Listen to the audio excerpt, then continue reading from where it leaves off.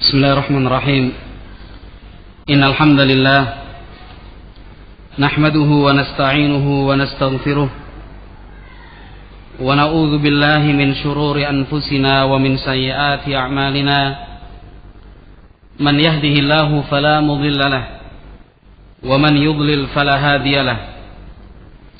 Ashhadu an la ilaha illallah wahdahu la syarika lahu wa ashhadu anna Muhammadan abduhu wa rasuluhu la nabiyya ba'dah. Qala Allahu azza wa jalla ya ayyuhalladzina amanu taqullaha haqqa tuqatih wa la tamutunna illa wa antum muslimun.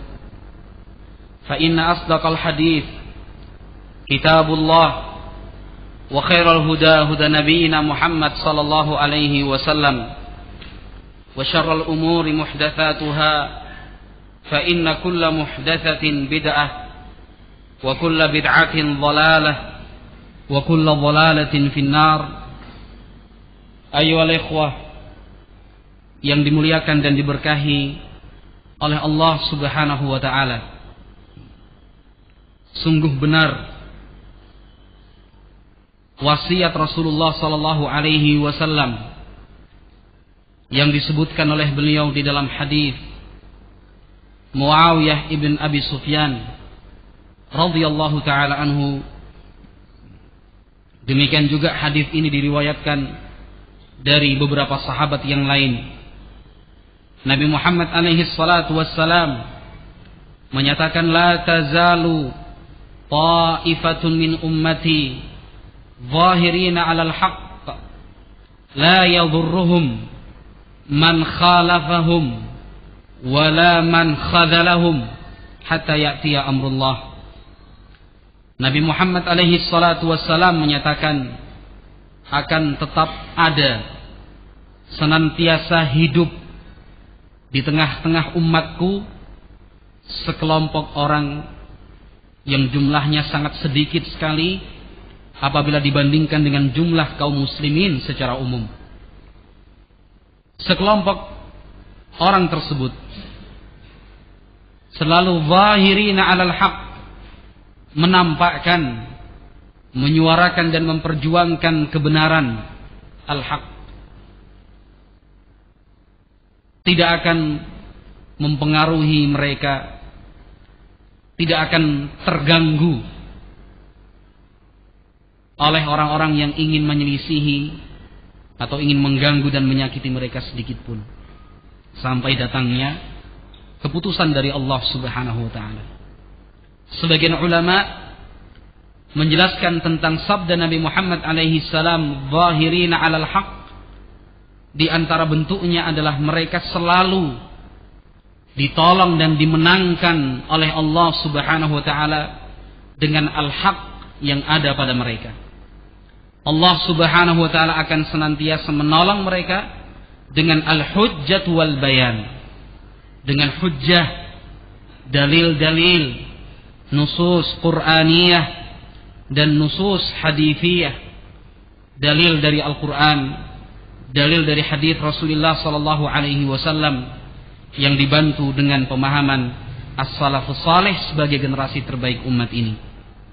Ikhwati fillah rahimani wa rahimakumullah. Sehingga sejarah ahlus sunnati wal jamaah, sejarah as-salafiyun, pengikut salaf, semenjak salaf mereka yang pertama yaitu Rasulullah sallallahu alaihi wasallam, berdasarkan hadis Aisyah radhiyallahu taala anha yang diriwayatkan oleh al-Imam Muslim rahimahullah di dalam sahihnya, bahwasanya Rasulullah sallallahu alaihi wasallam mengatakan kepada Fatimah radhiyallahu taala anha, nikmat salafu ana laki, sebaik-baik salaf untukmu, sebaik-baik salaf untukmu adalah diriku, kata Rasulullah sallallahu alaihi wasallam. Hadis sahih diriwayatkan oleh Imam Muslim rahimahullah. Sehingga salaf, salafi, pengikut salaf semenjak salaf yang pertama yaitu Rasulullah sallallahu alaihi wasallam hingga hari ini, demikian juga akan tetap terus berlanjut sampai datangnya keputusan dari Allah Subhanahu wa taala, selalu dimenangkan oleh Allah dengan hujjah, dengan dalil. Tidak pernah terjadi sekalipun ahlu sunnah wal jamaah as-salafiyun dikalahkan di dalam hal ilmu dan hujjah. Sehingga keistimewaan yang seperti ini mendorong orang-orang yang memusuhi ahlu sunnah wal jamaah as-salafiyun untuk menggunakan cara-cara yang keji dan curang di dalam menghadapi ahlu sunnah wal jamaah as-salafiyun. Ketika mereka tidak bisa mengalahkan ahlu sunnah as-salafi dengan ilmu, dengan dalil Qur'ani dan dalil hadithi, maka yang mereka gunakan adalah tuduhan dan fitnah. Mereka menggunakan kekuatan-kekuatan fisik semenjak zaman dahulu, sehingga apabila terdengar seorang salafi disakiti dalam bentuk fisik, ini bukan satu hal yang baru, tetapi satu hal yang telah terjadi semenjak para pendahulu kita, generasi terbaik umat ini. Ikhwati fillah rahimani wa rahimakumullah, ulama ahlu sunnah, ulama ussalaf tidak lepas dari tuduhan dan fitnah. Karena tidak mungkin lagi dihadapi dengan ilmu dan hujjah. Maka yang digunakan adalah tuduhan dan fitnah. Para ulama semenjak zaman dahulu, Syekhul Islam Ibn Taimiyah dituduh sebagai ulama yang membawa pemahaman takfir karena mudah mengkafirkan orang. Sebuah tuduhan yang keji, fitnah tanpa bukti. Syekhul Islam Muhammad Ibn Abdul Wahhab rahimahullah dituduh sebagai seorang mukaffir, memiliki pemikiran takfiri, mudah mengkafirkan, menghalalkan darah kaum muslimin, anggapan mereka. Al-Imam Muhammad bin Idris Asy-Syafi'i rahimahullah dituduh termasuk munajjim, memiliki kemampuan di dalam ilmu nujum. Ilmu nujum yang diinginkan oleh mereka, bukannya ilmu nujum yang diperbolehkan di dalam syar'i, tetapi ilmu nujum yang menjadi dasar-dasar kesyirikan dituduhkan kepada Imam Asy-Syafi'i rahimahullah, Al-Imam Ahmad bin Hanbal, Al-Imam Malik rahimahullah, dan para ulama yang lain tidak lepas dari tuduhan-tuduhan keji. Al-Imam Ahmad bin Hanbal dipenjara dan disiksa itu disebabkan adanya bisikan-bisikan yang keji ke telinga para penguasa ketika itu, yang menuduh bahwasanya Imam Ahmad bin Hanbal akan menggerakkan kaum muslimin untuk memberontak, menggulingkan kekuasaan. Padahal Imam Ahmad bin Hanbal benar-benar berlepas diri. Bahkan beliau adalah ulama yang berada di garis terdepan di dalam menentang pemikiran-pemikiran khawarij takfiri. Akhwati fillah rahimani wa rahimakumullah. Dan tentunya yang seperti ini tidak mengecilkan hati seorang muslim, tidak akan membuat semangat seorang salafi menjadi patah. Karena Rasulullah sallallahu alaihi wasallam sebagai qudwah dan suri tauladan mereka yang paling tinggi kedudukannya pun tidak terlepas dari tuduhan dan fitnah. Nabi Muhammad alaihi salam dituduh sebagai tukang sihir. Rasulullah sallallahu alaihi wasallam dituduh sebagai orang gila. Nabi Muhammad alaihi salam dituduh sebagai seorang kahin, dukun dan paranormal. Rasulullah sallallahu alaihi wasallam dituduh mendapatkan ilmu dari sebagian ahlul kitab. Tuduhan-tuduhan keji, fitnah tanpa dasar dan bukti yang jelas.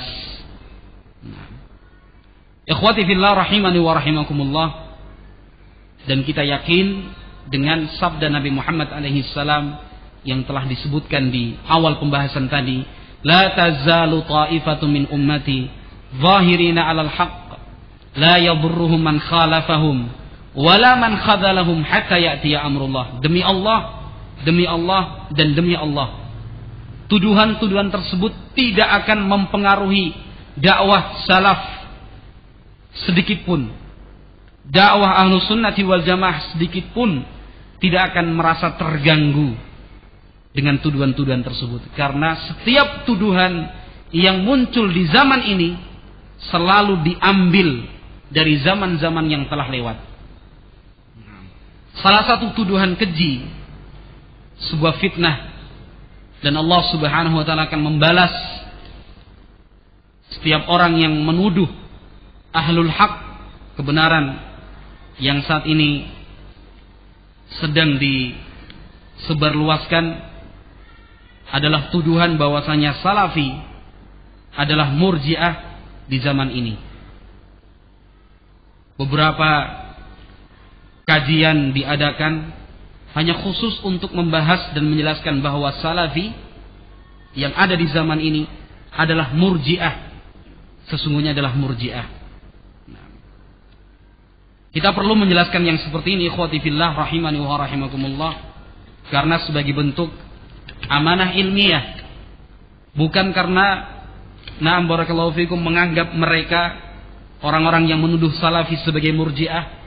Bukannya kita menganggap mereka adalah sesuatu yang besar dan harus ditanggapi, bukan. Tetapi yang seperti ini adalah sebagai bentuk kewajiban untuk menjelaskan kepada kaum muslimin perbedaan antara Salafi dengan Murji'ah.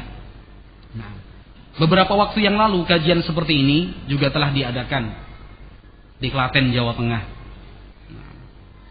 Kemudian akan diadakan juga pada waktu yang berikutnya. Mereka menerjemahkan sebuah buku yang ditulis oleh Abu Muhammad Al-Maqdisi dan diterjemahkan dengan salah kaprah Salafi, membongkar syubhat-syubhat Murji'ah masa kini. Dari info dan selebaran yang mereka bagi-bagikan secara gratis, menunjukkan bahwa mereka saat ini seperti para pendahulu mereka di zaman yang lalu, benar-benar merasa terpojok. Mereka benar-benar terjepit, tidak memiliki cara lain di dalam menghadapi hujjah-hujjah ahlu sunnah as-salafiyun. Coba kita lihat, kita baca beberapa kalimat yang mereka tulis di dalam pamflet dan selebaran. Ini sebuah pengakuan sebenarnya. Mereka mengatakan sering bingung dengan tingkah pola kelompok yang mengaku Salafi. Sebuah pengakuan, mereka memang bingung, bimbang, tidak punya ketetapan dalam manhaj, tidak punya dasar yang kuat, keyakinan yang menghujam di dalam jiwa mereka tidak ada. Selalu bingung memang. Seperti itulah orang yang tidak punya hujjah, tidak punya dalil, berjalan di atas kejahilan, beramal tanpa ilmu, beribadah dengan kebodohan, yang ada hanyalah sering bingung. Lihat lagi pengakuan mereka, mati langkah ketika harus diskusi dengan mereka yang seolah sangat ilmiah. Memang ilmiah, karena yang disampaikan adalah Al-Quran, Sunnah, dan ucapan para ulama dari zaman sahabat, tabi'in, tabi'ut tabi'in, serta para ulama yang datang setelah mereka. Memang mereka selalu mati langkah memang, semenjak zaman dulu. Sebuah pengakuan yang bagus sekali, perlu dicatat di dalam sejarah ini. Jadi jangan sampai pamflet seperti ini dibakar semua atau dicopot dari masjid, jangan semua. Ada satu atau dua yang disimpan sebagai bukti otentik dalam sejarah nanti anak cucu kita, bahwasanya mereka pernah suatu saat di zaman ayah-ayah anak-anak kita nanti, mereka telah mengaku. Ini sebuah pengakuan sebenarnya. Selalu mati langkah ketika harus diskusi dengan mereka yang seolah sangat ilmiah. Tambah lagi, tak berkutik dan hanya bisa dongkol tatkala kelompok ini main tuduh dan mencaci maki para mujahidin dan ulama yang selain kelompoknya. Marah mereka. Imam Samudra dicela, Amrozi demikian juga, Nurdin Pak Top juga demikian juga. Gitu. Semua para pahlawan-pahlawan mereka begitu. Para pahlawan-pahlawan mereka dicaci begitu. Dibenci, dihujat. Mereka bilang tak berkutik, memang tak bisa berkutik, mau bilang apa coba? Mereka berkata dengan hawa nafsu, kita datangkan fatwa para ulama. Selesai. Dan yang mereka lakukan semenjak zaman dahulu hanya bisa dongkol. Maka kita bacakan firman Allah, qul mutu bighaizikum. Katakan ya Muhammad, bukan hanya kepada Muhammad alaihi salam, demikian juga kepada para pengikutnya. Termasuk kita ucapkan, sampaikan kepada mereka, mutu bighaizikum, matilah kalian dengan rasa dongkol seperti ini. Kemudian kata mereka, padahal konon, masih konon ini. Jadi kalau dalam bahasa Indonesia konon itu belum sesuatu yang jelas ya. Belum sesuatu yang jelas. Ini masih orang bingung yang seperti ini. Orang di awal udah bilang sering bingung kok. Padahal konon mereka inilah representasi nyata dari murji'ah masa kini. Murji'ah masa kini. Nah, kata dia, bedah buku kali ini diadakan untuk membantu Anda memahami syubhat-syubhat yang ada pada mereka. Dan malam hari ini insyaallah sebelum acara ini besok diadakan, kita akan menjawab syubhat-syubhat mereka. Kan begitu insyaallah. Ya, pembicaranya juga tidak jauh dari kita. Tangga kita juga Pak Abu. Gitu. Nanti akan saya tunjukkan bukti bahwasanya Pak Abu ini mencela-mencela. Gitu. Saya punya bukti, kuat sekali buktinya. Karena pakai tulisannya Pak Abu sendiri. Jadi nanti kalau saya sebut Pak Abu sudah paham. Jangan yang merasa abu-abu ini. Banyak abu di sini. Salah kaprah salafi. Ini menunjukkan bahwa apa yang dikatakan oleh Rasulullah SAW tentang mereka ini dimaksud khawarij, para pemberontak masa kini. Kita juga bisa pakai masa kini. Kalau cuma asal ngomong, kita juga bisa asal ngomong. Tapi walhamdulillah Ahlus Sunnah wal Jamaah Salafi dididik untuk berbicara di atas ilmu Al-Quran, Sunnah, ucapan ulama. Selesai. Jadi apa yang akan saya sampaikan di sini bukan dari saya sendiri, tapi saya hanya akan menukilkan beberapa hadis Rasulullah SAW. Demikian juga beberapa ucapan ulama yang terkait dengan permasalahan kita. Sehingga benar apa yang dikatakan oleh Rasulullah SAW di dalam hadis yang diriwayatkan oleh Imam Al-Bukhari rahimahullah, bahwasanya mereka adalah sufaha'u ahlam. Sufaha itu bentuk jamak dari safi. Safi itu orang yang bodoh, idiot, nggak punya ilmu sama sekali. Seandainya pun punya ilmu, salah di dalam memahami dan mengamalkannya. Ini dinamakan sufaha. Memang benar, karena Nabi Muhammad alaihissalam berbicara dengan wahyu. Ali bin Abi Thalib radhiyallahu ta'ala anhu di dalam tarikh At-Tabari, sekali lagi yang saya sampaikan malam hari ini hanyalah sekedar nukilan saja, karena apa yang telah ditulis dan dijelaskan oleh para ulama kita zaman dulu tetap terus berlaku, bermanfaat di setiap zaman, termasuk zaman ini. Sehingga benar apa yang dikatakan Ali bin Abi Thalib radhiyallahu ta'ala anhu tentang mereka, orang-orang khawarij, seperti yang disebutkan oleh Imam At-Tabari rahimahullah di dalam tarikhnya. Kata Ali bin Abi Thalib, laisu biqurra'il lil Quran. Mereka ini bukanlah orang yang benar-benar membaca Al-Quran. Sekedar membaca saja, tapi tidak bisa melewati tenggorokan, cuma sekedar di bibir, tidak masuk ke hati mereka. Wala fuqaha fid din. Mereka itu bukan orang-orang yang punya fikih di dalam masalah agama. Di dalam beragama mereka tidak punya fikih, tidak punya ilmu. Wala ulama'a fit ta'wil. Mereka juga bukan ulama di dalam tafsir. Ta'wil di sini maksud adalah tafsir. Berdasarkan hadis Rasulullah yang disebutkan kepada Ibnu Abbas, Allahumma faqihu fid din wa 'allimhu ta'wil. Ta'wil di sini yang dimaksud adalah tafsir.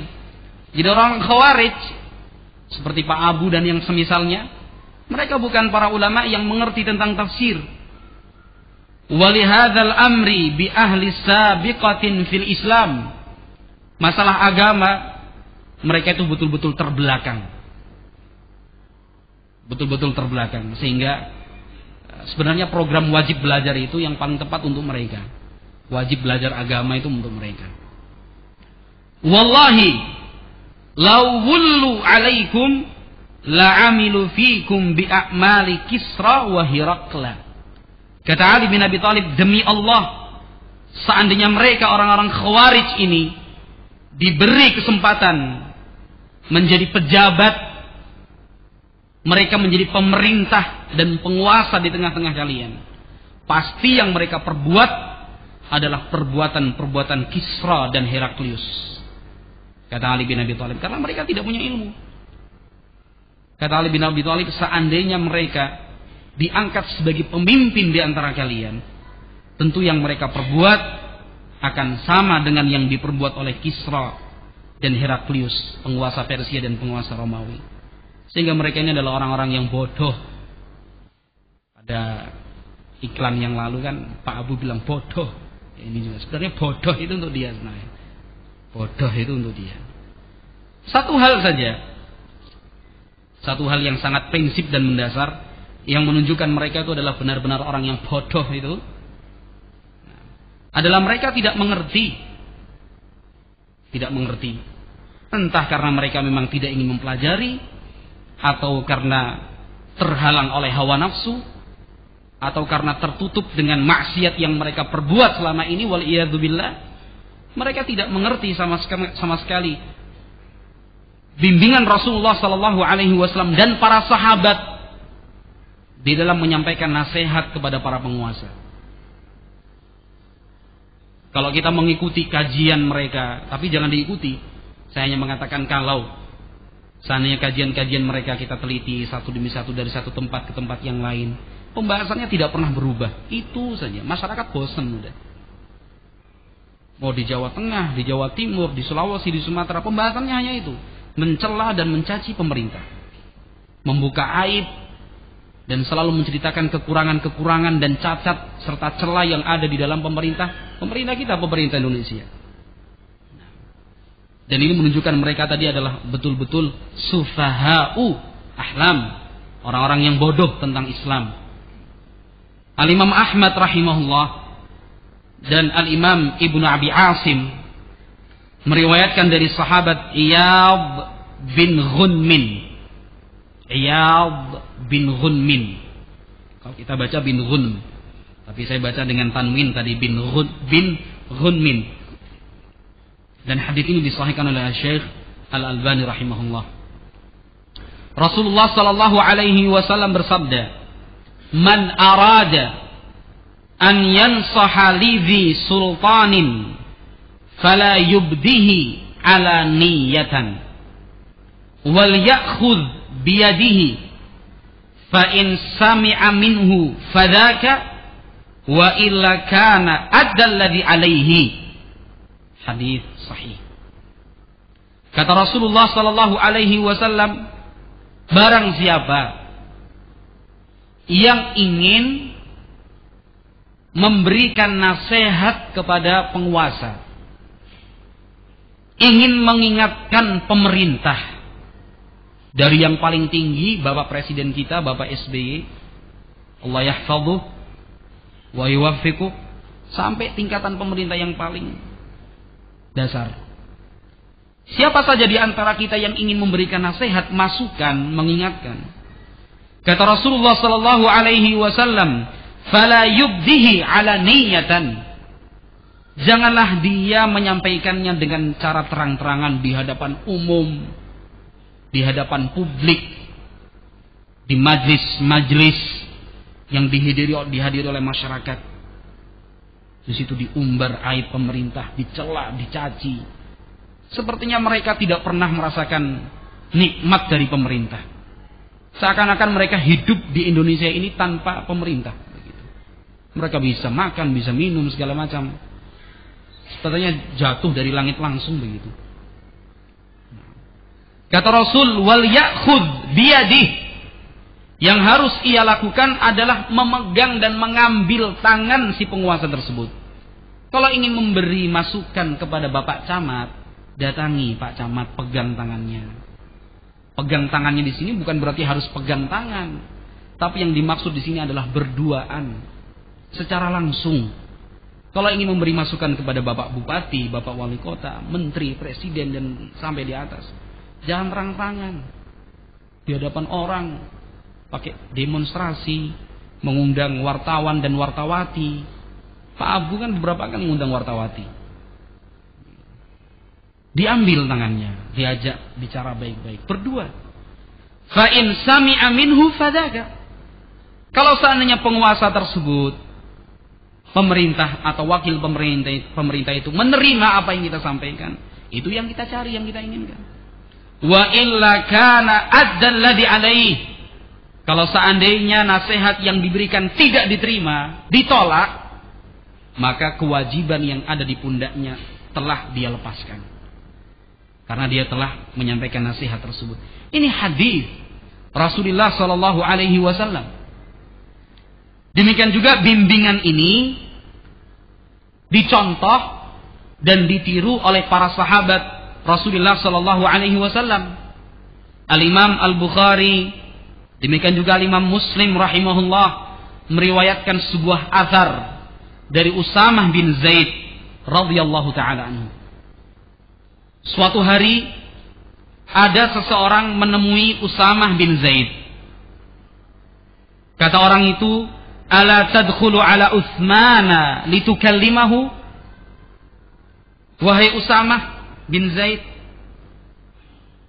apakah tidak sebaiknya Anda menemui Utsman ibn Affan untuk memberikan nasihat dan masukan? Ada sebuah kasus begitu. Ada orang datang kepada Usamah bin Zaid. Usamah bin Zaid seorang sahabat Rasul. Kata orang itu, "Wahai Usamah, apakah tidak sebaiknya Anda bertemu Utsman? Sampaikan nasihat kepada dia." Maka Usamah bin Zaid menjawab, "Atarawna anni la ukallimuhu illa usmi'ukum?"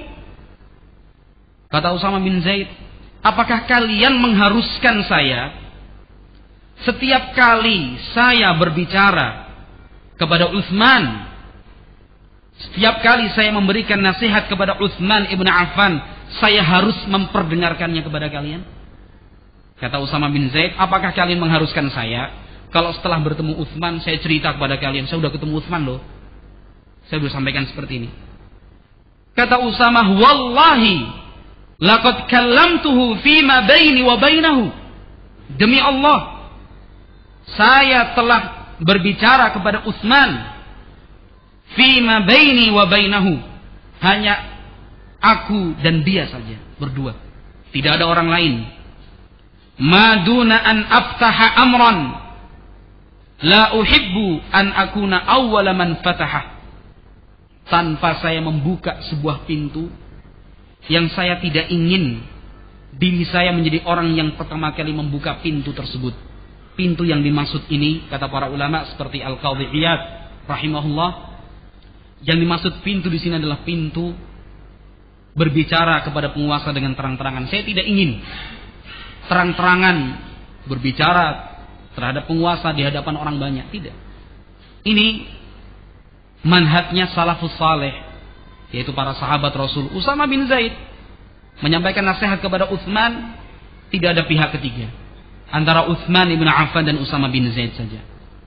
Al-Imam Ahmad bin Hanbal meriwayatkan sebuah athar dari Sa'id bin Juhman, salah seorang tabi'in.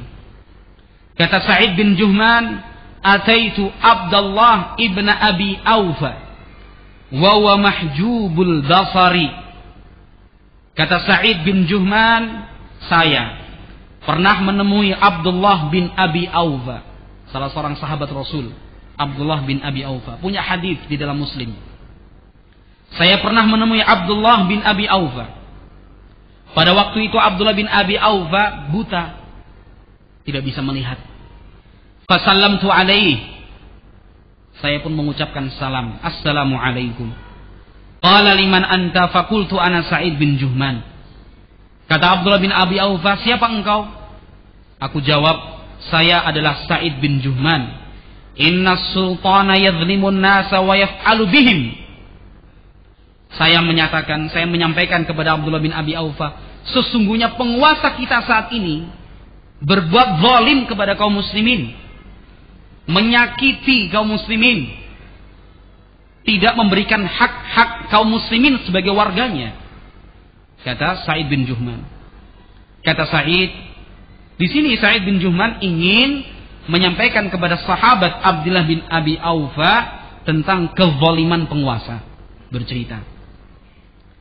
Kata Sa'id, "Fatanawala yadi faghamazaha biyadihi ghamzatan syadidatan. Maka Abdullah bin Abi Aufa segera memegang tanganku, dipegang erat. Kemudian kata Abdullah bin Abi Aufa, waihaka ya ibn Juhman, celaka kamu wahai ibn Juhman. Tinggal diganti namanya. Kalau yang kita inginkan Pak Abu, celaka engkau Pak Abu. Dan yang semisalnya, mudah kan? Waihaka ya ibn Juhman, celaka engkau ya ibn Juhman. Alaika bis sawadil a'zam, alaika bis sawadil a'zam. Engkau harus bersama as-sawadil a'zam, yaitu para sahabat dan tabi'in. In kana sultanu yasma'u minka fa'tihi fi baitihi fa akhbirhu bima ta'lamu.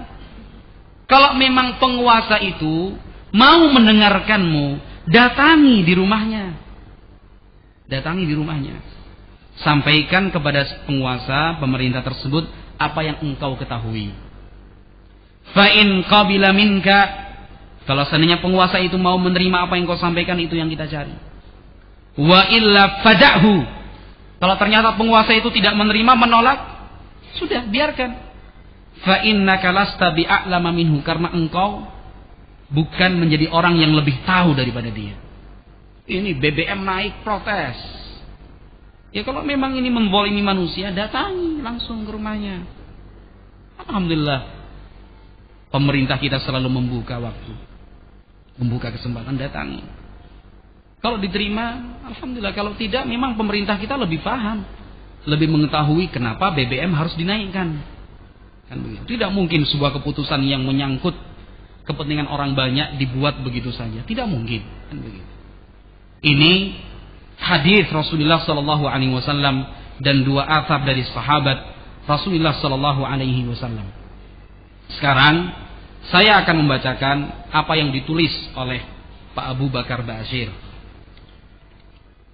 yang ditulis di dalam selayang pandang tentang I'lan Jamaah Ansarut Tauhid. Di dalam selebaran ini ditulis, Jamaah Ansarut Tauhid di bawah kepemimpinan Ustadz Abu Bakar Ba'asyir bertekad bergerak dalam usaha untuk iqamatuddin, menegakkan dinullah, menuju kesatuan jamaah kaum muslimin sedunia. Cita-citanya di pemimpin dunia dalam bentuknya yang syar'i, khilafah rasyidah ala minhajin nubuwah, khilafah yang lurus sesuai manhaj Nabi sallallahu alaihi wasallam. Ditulisnya SAW di sini. SAW, bukan SAW, SAW. Jamaah Ansarut Tauhid yang berpondasikan akidah Ahlus Sunnah wal Jamaah ngaku. Enak wae ngaku. Ora gampang, Mas. Jamaah Ansarut Tauhid yang berpondasikan akidah Ahlus Sunnah wal Jamaah sesuai dengan pemahaman salafus saleh ini. Coba. Padahal salafus saleh seperti yang saya sebutkan tadi, Rasulullah dalam hadis Iyad bin Ghun, Usamah bin Zaid, Abdullah bin Abi Aufa dan sederet sahabat yang lain. Saya hanya menyebutkan ini. Ini bukan yang saya sebutkan malam hari ini, bukan sebatas ini, masih banyak. Tapi saya hanya mengambil yang paling penting, yang paling tepat sasaran begitu. Katanya, Jamaah Ansarut Tauhid yang berpondasikan akidah Ahlussunnah wal Jamaah sesuai dengan pemahaman salafus saleh ini berdiri di atas asas Al-Quran dan Sunnah, padahal melanggar Sunnah. Sesuai dengan pemahaman salafus saleh, ngaku lagi, 2 kali loh ngaku. Sebagai jaminan pemahaman yang paling bersih dan murni, seperti yang telah dijaminkan oleh Nabi Muhammad SAW dalam sabdanya, sebaik-baik zaman adalah zamanku. Kemudian yang setelahnya, hadis riwayat Bukhari dan Muslim. Masih kita membaca tulisan mereka. Setiap muslim tentu tahu benar bahwa para sahabat adalah orang-orang yang paling paham dengan ajaran Nabi sallallahu alaihi wasallam. Ini para sahabat yang paling paham dengan ajaran Nabi seperti ini, memahaminya, menyampaikan nasihat kepada penguasa itu jangan terang-terangan, buat tabligh akbar. Ustadz Abu Bakar Ba'asyir isinya cuma celaan kepada SBY. Ngaku tok ini. Karena mereka hidup bersama Nabi sallallahu alaihi wasallam sallallahu alaihi wasallam itu dari saya. Kalau tulisannya saw terus ini. Saw. Dan para tabi'in, generasi setelah sahabat Nabi, adalah orang-orang yang paling banyak menimba ilmu dari para sahabat Nabi sallallahu alaihi wasallam, dari saya. Dan generasi berikutnya adalah generasi yang masih sangat murni, tabi'ut tabi'in, menerima ajaran Islam dari generasi yang sebelumnya. Maka sudah sewajarnya untuk kita mengambil pemahaman 3 generasi itu sebagai acuan yang paling selamat untuk mengamalkan dinullah. Di atas dikatakan usahanya adalah iqamatuddin, menegakkan dinullah. Sementara di bawah dikatakan cara yang paling selamat untuk mengamalkan dinullah adalah mengambil pemahaman 3 generasi, sahabat, tabi'in dan tabi'ut tabi'in. Nanti ini akan saya baca lagi sebagai penutup pertemuan malam nanti. Karena ini masih muqaddimah, masih lama. Kita belum berbicara tentang pembahasan inti yang mereka menuduh Salafi sebagai murji'ah masa kini. Ternyata tuduhan seperti ini adalah tuduhan yang kuna. Bukan tuduhan yang baru muncul, itu sudah kuna. Sebenarnya sudah dimuseumkan, sudah afkir begitu. Ya kayak istilahnya kayak tank yang sudah disimpan jadi hiasan depan markas tentara, itu sebenarnya begitu, tapi diambil juga sama mereka. Kasihan. Baik. Jadi mereka orang-orang Khawarij, lebih khusus lagi yang kita bahas di sini adalah Abu Bakar Bashir. Karena yang dibahas adalah pamfletnya. Mereka menganggap bahwa setiap orang yang tidak sependapat dengan mereka adalah orang-orang murji'ah. Mereka menginginkan, menuntut kita untuk mengkafirkan setiap orang yang tidak berhukum dengan hukum Allah dalam setiap kondisi, dipukul rata. Ini yang mereka inginkan. Jadi yang diinginkan mereka agar kita mengkafirkan pemerintah terus. Ini yang mereka inginkan. Karena kita tidak sependapat dengan mereka, maka mereka menuduh kita sebagai kaum murji'ah, representasi nyata dari murji'ah masa kini.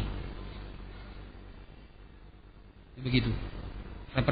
Representasi nyata dari murji'ah masa kini. Mereka menuduh bahwa kita adalah murji'ah. Maka jawabannya, yang pertama, kita kembali dengan sifat yang telah disebutkan oleh Nabi Muhammad alaihi salam dan Ali bin Abi Thalib tadi. Bahwasanya mereka adalah orang-orang sufaha, ahlam, orang-orang yang bodoh, orang-orang yang jahil. Sehingga mereka tidak bisa membedakan antara pemahaman salaf yang mereka sebut salafi, pemahaman salafi, dengan pemahaman murji'ah. Dengan pemahaman murji'ah. Marilah kita melihat perbedaan antara salafi, ahlu sunnati wal jamaah, dengan murji'ah. Mereka mengaku sebagai akidah ahlu sunnah wal jamaah sebagai salafus saleh, tapi mereka tidak memahami yang dimaksud dengan akidah ahlu sunnah wal jamaah atau akidah salafus saleh. Mereka tidak paham, tidak mengerti, hanya ngomong tok. Yang pertama, ini harus ditulis untuk bekal seperti ini. Poin yang pertama, barang siapa yang berkeyakinan bahwa keimanan itu, barang siapa, ini yang saya minta untuk ditulis, itu nanti sebuah kesimpulan. Adapun nanti terserah mau ditulis atau tidak. Yang saya katakan ini ditulis hanya beberapa poin saja, mungkin 4 nanti yang kita bahas atau 5. Barang siapa yang berkeyakinan bahwa keimanan itu dalam bentuk ucapan, keyakinan, dan amalan jawarih, maka dia telah berbeda dengan murji'ah. Titik. Ini sebuah poin. Yang berikutnya nanti terserah ditulis atau tidak. Ini yang harus ditulis. Barang siapa yang berkeyakinan bahwa keimanan itu dalam bentuk ucapan, keyakinan dan amalan, maka dia telah berbeda dengan Murji'ah. Nah, di dalam bedah buku ini Salah Kaprah Salafi, mereka menuduh Salafi sebagai Murji'ah. Padahal Salafi berkeyakinan bahwa iman itu dalam bentuk ucapan, keyakinan dan amalan. Maka beda, nggak bisa dituduh sebagai Murji'ah atau representasi nyata dari Murji'ah masa kini. Tidak benar. Ini tuduhan yang tidak beralasan. Ini hanyalah tuduhan yang berdasarkan emosi dan ketidakberdayaan. Apa buktinya? Al-Imam Al-Barbahari rahimahullahu ta'ala menyatakan. Al-Imam Al-Barbahari rahimahullah menyatakan dalam Syarhus Sunnah poin 161. Kata Imam Al-Barbahari, al-imanu qaulun wa amalun yazid wa man qala al-imanu qaulun wa amalun yazid wa yanqus faqad kharaja minal irja'i kullihi awwalihi wa akhirihi. Kata Imam Al-Barbahari rahimahullah, barang siapa yang berkeyakinan bahwa iman itu dalam bentuk ucapan dan amalan, bisa bertambah dan bisa berkurang, maka dia telah keluar dari lingkaran Murji'ah secara keseluruhan, dari yang paling awal hingga yang paling akhir. Jadi tidak benar kalau Salafi dituduh sebagai representasi Murji'ah masa kini. Kenapa demikian? Karena orang-orang Murji'ah itu terbagi menjadi 3. Yang pertama Murji'ah Jahmiyah, yang kedua Murji'ah Karramiyah, yang ketiga adalah Murji'ah Al-Fuqaha. Yang pertama Murji'ah Jahmiyah, para pengikut Jahm bin Safwan, mereka meyakini bahwa keimanan itu hanya pengakuan hati, titik. Keimanan itu hanya pengakuan hati. Sehingga Fir'aun menurut mereka adalah seorang mukmin. Ini konsekuensinya, lawazimnya demikian. Murji'ah yang jenis kedua adalah Murji'ah Karramiyah, para pengikut Muhammad bin Karram. Mereka berkeyakinan bahwa keimanan itu hanya di lisan saja, titik. Sehingga orang-orang munafikin menurut mereka adalah kaum mukminin, karena cukup dengan lisan mengucapkan asyhadu alla ilaha illallah wa asyhadu anna Muhammad Rasulullah, sudah mukmin, full imannya.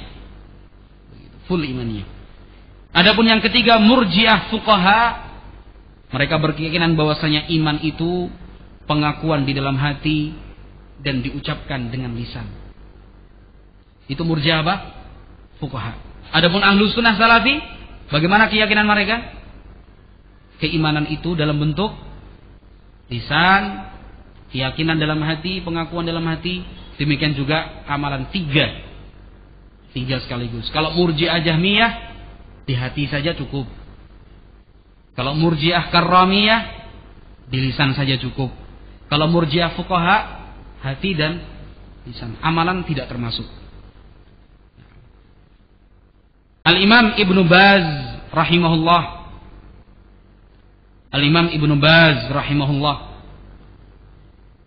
berkata di dalam fatwa beliau jilid 2 halaman 83. Al-Fatawa bin Baz jilid 2 halaman 83.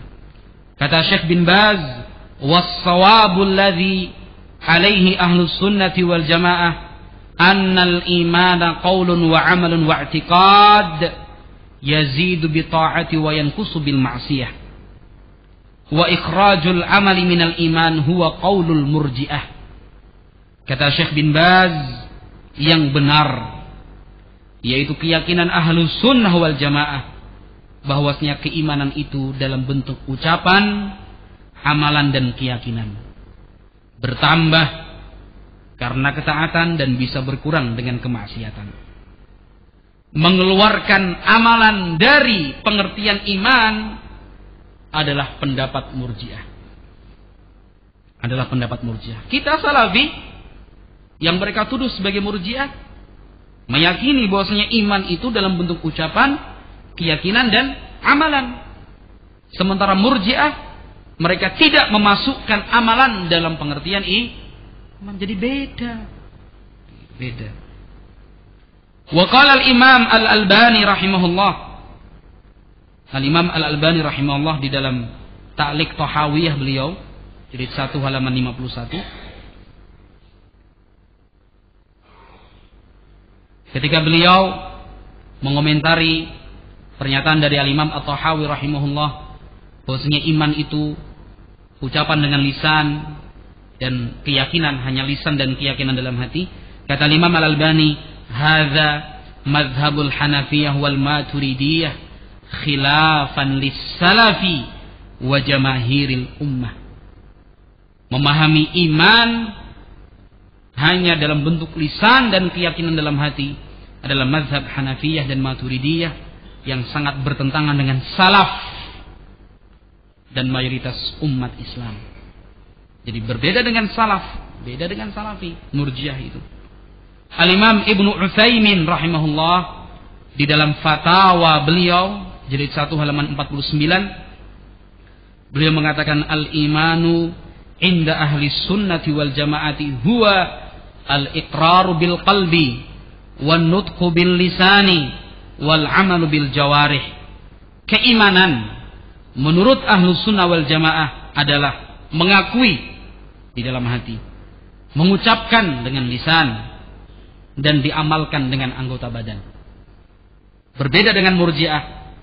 Bisa difahami poin pertama ini? Apa perbedaan Murji'ah dengan Salafi? Di mana letak perbedaannya? Iman itu menurut ahlu sunnah yaitu Salafi ucapan dengan lisan, ikrar dengan hati, demikian juga amal bil jawarih. Sementara Murji'ah dengan ketiga jenisnya tadi, amalan tidak termasuk. Jadi beda Salafi dengan Murji'ah. Jadi nggak benar ini. Ini bisa dituntut ini. Padahal konon mereka inilah representasi nyata dari Murji'ah masa kini. Kalau kita enggak, padahal mereka itu adalah Khawarij. Anak cicit dari nenek moyang mereka. Nenek moyang Khawarij zaman dahulu. Itu poin pertama. Poin kedua yang harus ditulis. Barang siapa yang berkeyakinan bahwa keimanan itu bisa bertambah, bisa pula berkurang. Barang siapa berkeyakinan bahwa iman itu bisa bertambah, bisa pula berkurang, maka dia telah terlepas dari Murji'ah, dari pemahaman Murji'ah. Mengapa demikian? Itu titik yang harus ditulis sampai di situ. Kenapa demikian? Karena orang-orang Murji'ah mereka berkeyakinan bahwasanya iman itu tidak bisa bertambah, tidak bisa berkurang. Jadi iman itu adalah satu hal yang satu, antara ada dan tidak ada. Paham? Antara ada dan tidak ada. Jadi tidak bisa berkurang, tidak bisa bertambah. Ini orang-orang Murji'ah. Orang-orang Murji'ah. Jadi kalau orang sudah berbuat dosa, imannya nggak ada, sudah nggak ada iman sama sekali. Kosong, artinya kafir. Yang mereka inginkan semuanya benar-benar mukmin 100% atau kafir 100%. Al-Imam Ahmad bin Hanbal di dalam As-Sunnah, ini dasarnya. Poin yang saya sebutkan nomor 2 tadi, dasarnya adalah ucapan Al-Imam Ahmad bin Hanbal di dalam kitabnya As-Sunnah, jilid 2 halaman 581. Su'ilal Imam Ahmad rahimahullah amman qala al-imanu yazidu wa yanqus, faqala hadza bari'a minal irja'i. Al-Imam Ahmad bin Hanbal rahimahullah pernah ditanya tentang seseorang yang berkeyakinan bahwa iman itu bisa bertambah dan bisa berkurang. Al-Imam Ahmad bin Hanbal mengatakan orang ini telah berlepas diri dari pemahaman Murji'ah. Salafi berkeyakinan bahwa iman itu bisa bertambah dengan ketaatan dan bisa berkurang dengan maksiatan. Sering disampaikan di majelis ini dan di majelis-majelis yang lain di dalam kitab-kitab salaf, kitab-kitab salaf, kitab-kitab Ahlussunnah, bahwasanya iman itu bisa bertambah dan bisa berkurang. Dan yang seperti ini telah satu hal yang menjadi ma'ruf, maklum bagi kita semua, iman itu bisa bertambah, bisa berkurang. Kata Imam Ahmad bin Hanbal, barang siapa yang berkeyakinan iman itu bisa bertambah dan bisa berkurang, maka orang ini telah terlepas dari pemahaman Murji'ah. Nah, demikian juga ucapan Al-Imam Al-Barbahari yang di atas tadi. Sama. Kata Al-Imam Al-Barbahari, barang siapa yang mengatakan iman itu ucapan dan amalan bisa bertambah dan berkurang, maka dia telah terlepas dari pemahaman Murji'ah secara keseluruhan. Al-Imam Ibnu Baz rahimahullah menyatakan di dalam kitabnya Al-Fatawa jilid 2 halaman 83, sama dengan halaman tadi.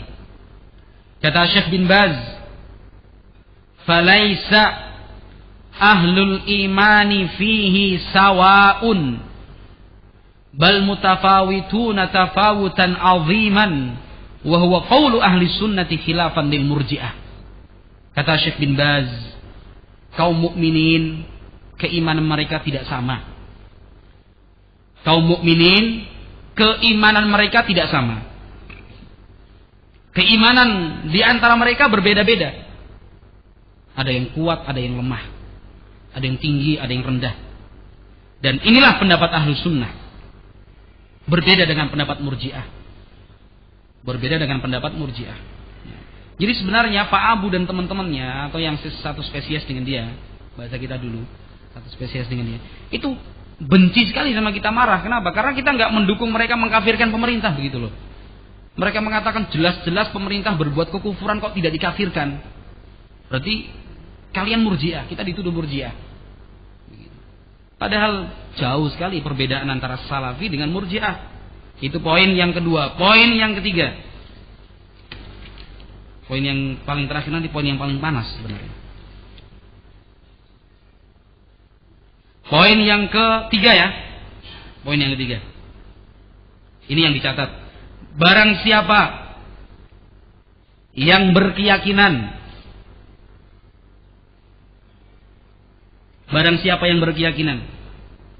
bahwa kekufuran itu,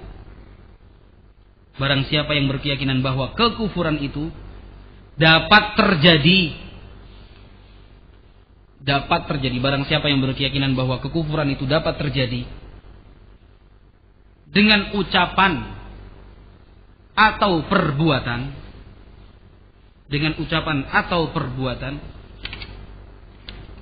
maka dia telah berlepas diri dari pemahaman Murji'ah.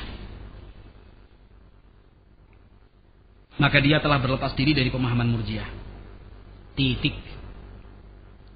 Kenapa demikian, ikhwati fillah? Karena Murji'ah berkeyakinan bahwa kekufuran itu hanya dapat terjadi dalam bentuk keyakinan saja. Jadi menurut Murji'ah, walaupun ucapannya ucapan kufur, perbuatan-perbuatannya adalah perbuatan-perbuatan kufur, selama keyakinannya belum kufur, masih mukmin. Tetapi Ahlus Sunnah berpendapat bahwa kekufuran itu bisa terjadi dengan keyakinan, bisa terjadi dengan ucapan, bisa juga dalam bentuk perbuatan.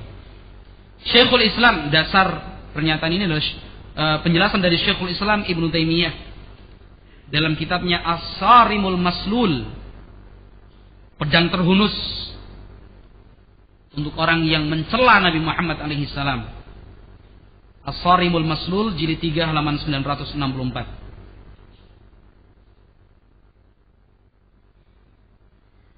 Jadi Syekhul Islam Ibnu Taimiyah sedang membahas tentang kekufuran orang yang mencaci maki Rasulullah sallallahu alaihi wasallam. Ini pembahasannya ya. Jadi Syekhul Islam Ibnu Taimiyah sedang membahas tentang hukum orang yang mencaci maki Rasulullah sallallahu alaihi wasallam. Mencaci maki itu dengan lisan, dengan ucapan. Kata Syekhul Islam Ibnu Taimiyah, padahal Syekhul Islam Ibnu Taimiyah ini diagung-agungkan oleh Pak Abu dan teman-temannya. Mujahid, ahli thugur, seorang mujahid dalam perang gitu. Ini loh idolanya mereka. Kata Syekhul Islam Ibnu Taimiyah, wa idza tabayyana anna madhhab salafil ummati wa man ittaba'ahum minal khalaf anna hadhihi al-maqalata fi nafsiha kufrun istahallaha sahibuha aw lam yastahillaha fad-dalilu ala dhalika jami'u ma qaddamnahu fil mas'alati al-ula min ad-dalili ala kufri sabbi. Kata Syekhul Islam Ibnu Taimiyah, apabila telah jelas bahwasanya mazhab salaf umat ini, salafus saleh ini disebut Pak Abu tadi, serta orang-orang yang mengikuti mereka di belakang hari, bahwa ucapan seperti ini pada dasarnya sebuah kekufuran. Orang yang mencaci maki Nabi Muhammad alaihi salam itu telah berbuat kekufuran. Istahallaha sahibuha aw lam yastahillaha. Apakah orang yang mencaci maki Nabi Muhammad alaihi salam itu menghalalkan atau tidak? Pokoknya selama dia telah mencaci Nabi Muhammad, berarti dia telah berbuat kekufuran. Dia telah berbuat kekufuran. Dia menghalalkan ucapan itu ataukah tidak menghalalkan? Cuma main-main saja atau keadaan yang lain. Adapun dalilnya, kata Syekhul Islam Ibnu Taimiyah, adalah dalil yang telah kami sebutkan dalam poin pertama di atas. Wa man sya'u hadhihi syubhati allati aujabat hadzal wahma minal mutakallimin aw man hadha hadwahum minal fuqaha annahum ra'au anna al-imana huwa tasdiqur rasul fima akhbara bihi wa ra'au anna i'tiqad as-sidqihi la yunafi sabba wasyatma. Munculnya syubhat ini sehingga memunculkan keraguan, kerancuan di dalam berpikir. Itu berasal dari kalangan mutakallimin, ahli kalam, atau orang-orang yang mengikuti jejak mereka, yaitu orang-orang yang berpendapat bahwasanya iman itu cukup membenarkan Rasul saja. Saya meyakini Rasul itu benar, risalahnya benar, sudah cukup. Walaupun saya mencaci Nabi Muhammad SAW, mencela beliau, tidak pengaruh. Yang penting hati saya mengakui Nabi Muhammad itu betul-betul Rasul. Apa yang disampaikan beliau benar. Sehingga mereka berpendapat bahwa meyakini kebenaran risalah Nabi Muhammad alaihissalam itu sudah cukup untuk menutup celaan dan caci maki.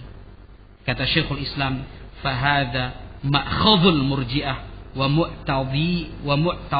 mu'tadihim. Inilah awal pemahaman murji'ah dan para pengikut mereka. Inilah awal pemikiran murji'ah dan para pengikut mereka. Jadi orang-orang murji'ah dan para pengikutnya, mereka berkeyakinan bahwasanya kekufuran itu hanya dalam bentuk keyakinan saja. Kalau sudah tidak lagi meyakini Nabi itu benar, baru kufur.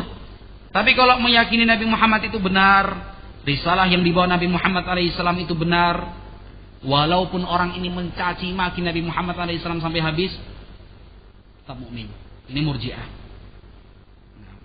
Sementara ahlu sunnah salafi berpandangan dan berkeyakinan bahwasanya kekufuran itu bisa terjadi dengan ucapan, bisa juga terjadi dengan amalan. Walaupun orang itu meyakini kebenaran risalah Nabi, tapi kalau melalui lisannya dia mencaci maki dan mencela Nabi Muhammad alaihissalam, berarti dia telah berbuat kekufuran. Dia telah berbuat kekufuran. Nah, ini ucapan Syekhul Islam Ibnu Taimiyah rahimahullah. Asy-Syaikh bin Baz rahimahullah menyatakan dalam kitab yang sama dan halaman yang sama, Al-Fatawa jilid 283, kata Syekh bin Baz, wa qad yakhruju minal Islam bi ghairil juhud li asbabin katsiratin bayyanaha ahlul ilmi fi bab hukmil murtad. Yang mengeluarkan seseorang dari Islam itu tidak sebatas penentangan yang dilakukan oleh hati saja, tetapi seseorang itu keluar dari Islam karena banyak sebab dan alasan seseorang itu dikeluarkan dari Islam banyak, sebagaimana yang telah dijelaskan oleh para ulama dalam bab hukum orang yang murtad. Min dzalika ta'nuhu fil Islam au fin Nabi sallallahu alaihi wasallam. Di antaranya adalah mencela Islam atau mencela Nabi Muhammad alaihi salatu wassalam. Itu poin yang keberapa ya kawan? Ketiga. Sekarang poin yang keempat. Jadi insyaallah cukup poin yang keempat. Poin yang keempat. Ditulis, barang siapa yang berkeyakinan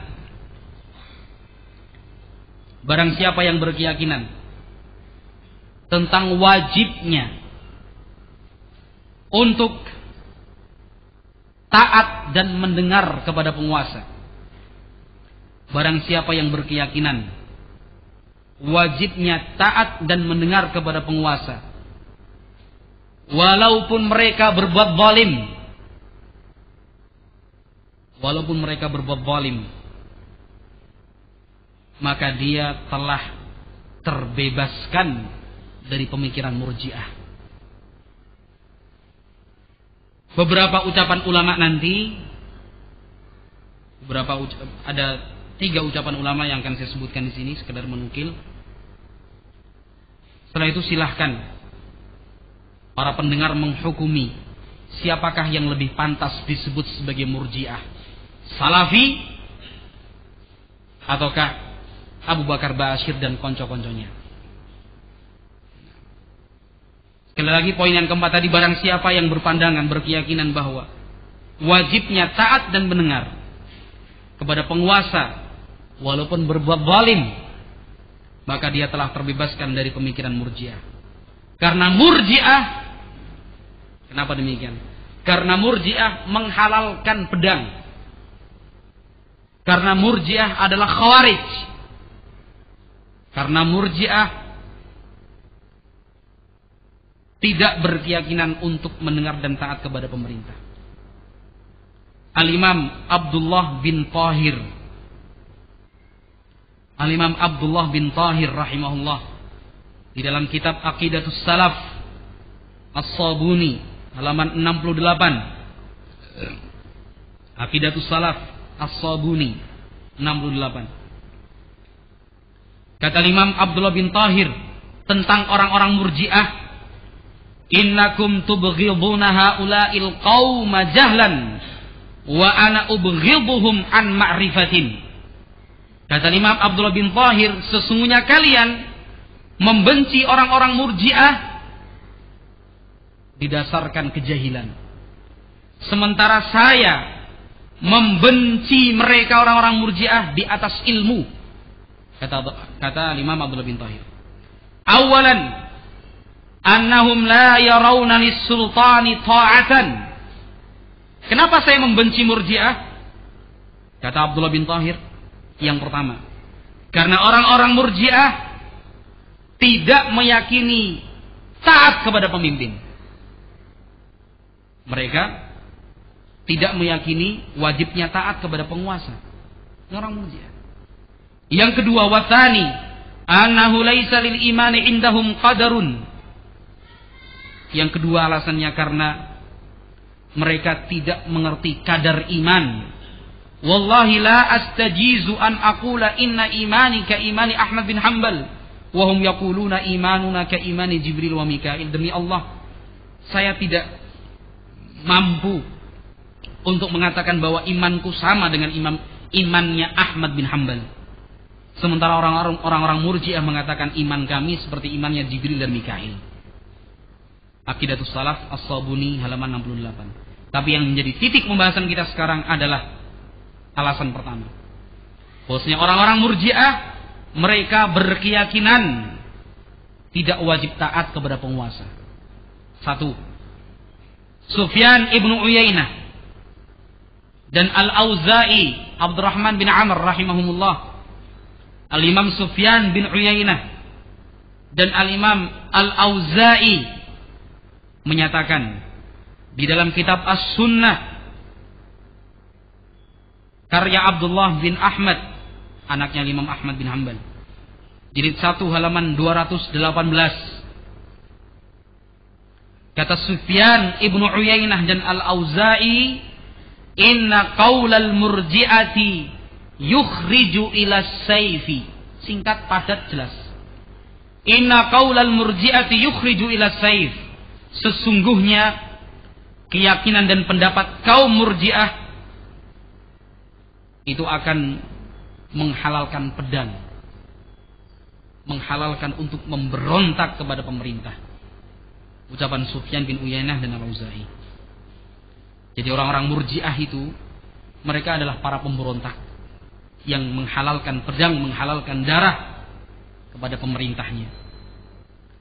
Wa qala al-Imam Sufyan Ats-Tsauri, Al-Imam Sufyan Ats-Tsauri sebagaimana di dalam kitab Asy-Syari'ah Al-Ajurri, Asy-Syari'ah Al-Ajurri, poin 2062, karena dibuat poin per poin.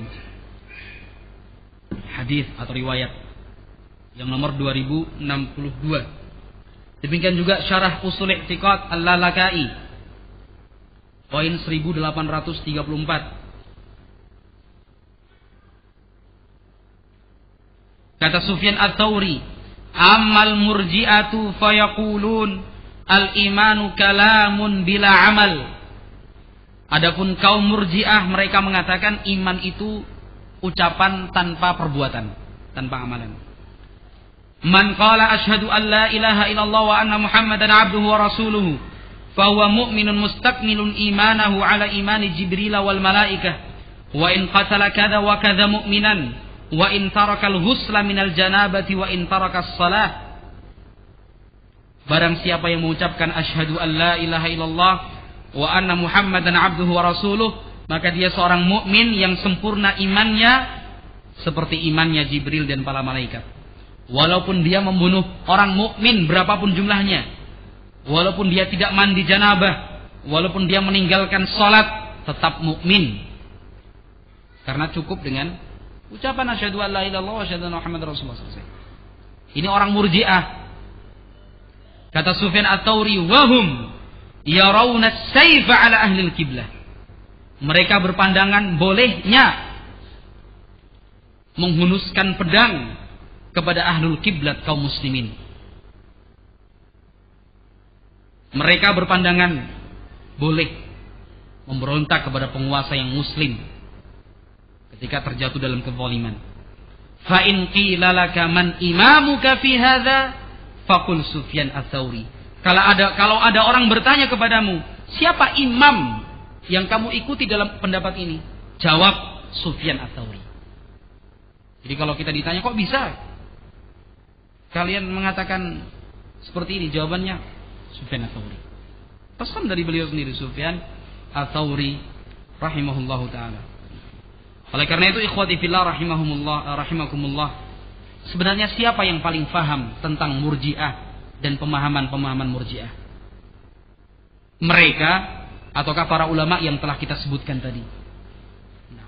Tetapi karena mereka adalah hudatsa'u asnan, sufaha'u ahlam, orang-orang yang bodoh, tidak ada ulama di antara mereka, tidak ada ahli fikih di antara mereka, mereka tidak mengerti tentang Al-Quran, sehingga mereka berbicara seperti itu. Mereka berbicara seperti itu. Sehingga pengakuan yang ditulis di dalam selayang pandang tentang iklan Jamaah Ansarut Tauhid ini adalah dusta. Jadi saya baca lagi penutup ini. Ditulis di sini, Jamaah Ansarut Tauhid di bawah kepemimpinan Ustadz Abu Bakar Ba'asyir bertekad bergerak dalam usaha untuk iqamatuddin, menegakkan dinullah, menuju kesatuan jamaah kaum muslimin sedunia dalam bentuknya yang syar'i, khilafah rasyidah ala minhaji nubuwah, khilafah yang lurus sesuai manhaj Nabi sallallahu alaihi wasallam. Dari saya, Jamaah Ansarut Tauhid yang berpondasikan akidah Ahlussunnah wal Jamaah. Kita sudah mendengar bagaimana akidah Ahlussunnah wal Jamaah sesuai dengan pemahaman salafus saleh ini. Coba lihat, dia mengaku ingin mengikuti pemahaman salafus saleh, tetapi Allah jauhkan dari pemahaman salafus saleh karena hawa nafsunya. Berdiri di atas asas Al-Quran dan Sunnah sesuai dengan pemahaman salafus saleh sebagai jaminan pemahaman yang paling bersih dan murni, seperti yang telah dijaminkan oleh Nabi Muhammad SAW. Sehingga baca penjelasan dan penafsiran para sahabat Rasulullah SAW tentang ayat-ayat yang kalian gunakan sebagai dalil. Barang siapa yang tidak berhukum dengan hukum selain Allah, maka dia orang kafir. Diyakini sendiri, tidak ada hukum kecuali hukum Allah. Barang siapa yang meninggalkan berhukum denganmu, maka dia taghut. Ayat-ayat yang seperti ini kembalikan kepada para sahabat, pemahaman mereka sebagai pemahaman yang paling bersih dan murni, seperti yang telah dijaminkan Nabi Muhammad SAW dalam sabdanya, sebaik-baik zaman adalah zamanku, kemudian yang setelahnya, kemudian yang setelahnya. Setiap muslim tentu tahu benar, Anda juga muslim ya Abu Bakar Ba'asyir, bahwa para sahabat adalah orang-orang yang paling faham dengan ajaran Nabi Muhammad SAW. Sudah paham? Nanya. Karena mereka hidup bersama Nabi Muhammad alaihissalam dan para tabi'in generasi setelah sahabat Nabi adalah orang-orang yang paling banyak menimba ilmu dari para sahabat Nabi sallallahu alaihi wasallam, dan generasi berikutnya adalah generasi yang masih sangat murni menerima ajaran Islam dari generasi yang sebelumnya. Maka sudah sewajarnya untuk kita mengambil pemahaman 3 generasi itu sebagai acuan yang paling selamat untuk mengamalkan dinullah. Kalimatu haqqin urida biha batil. Penutupnya itu kata Ali bin Abi Thalib, kalimatu haqqin urida biha batil. Kalimat ini benar, tapi yang diinginkan apa? Kebatilan. Wallahu a'lam bishawab. Jadi kesimpulannya, Salafi itu berbeda dengan Murji'ah.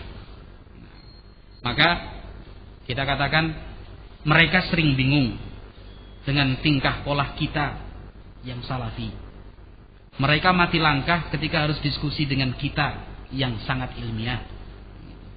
Tidak berkutik dan hanya bisa dongkol tatkala kita menjelaskan keadaan mereka. Padahal mereka itulah sesungguhnya Murji'ah. Iya kan? Betul nggak? Ucapan Abdullah bin Thahir tadi. Siapa lagi? Jangan dilihat. Sufyan bin Uyainah. Yang ketiga Sufyan Az-Tsauri. Kemudian Al-Auza'i. 4 ulama mengatakan bahwa Murji'ah itu sama dengan Khawarij, menghalalkan darah, menghalalkan pedang, dan tidak berkeyakinan wajib dan taat kepada pemerintah. Jadi yang disebut sebagai Murji'ah sebenarnya siapa? Mereka. Jadi yang mereka bahas sebenarnya tentang diri mereka sendiri. Wallahu a'lam bishawab. Semoga cukup. Subhanakallahumma wa bihamdik, asyhadu an la ilaha illa anta, astaghfiruka wa atubu ilaik.